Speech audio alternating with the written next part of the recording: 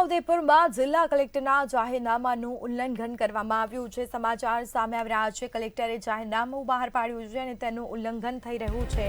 ઓરસંગ અને મેરિયા બ્રિજ ઉપર ભારે વાહનો ઉપર પ્રતિબંધ છે। પ્રતિબંધ હોવા છતાં પણ બેફામ રીતે ત્યાં ભારે વાહનોની અવરજવર રહે છે।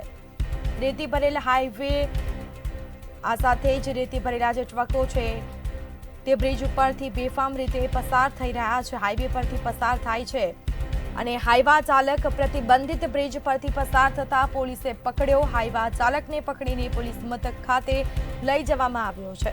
જાહેરનામા બાદ પણ કાયદા ભંગના બનાવ બનતા લોકોમાં ભારે રોષ જોવા મળ્યો છે।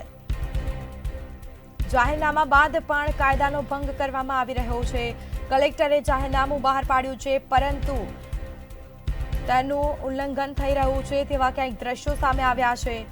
તો ઓરસંગ અને મેરિયા બ્રિજ ઉપર ભારે વાહનો ઉપર પ્રતિબંધ મૂકવામાં આવ્યો તેમ છતાં પણ બેફામ રીતે ભારે વાહનોની અવરજવર જોવા મળી છે।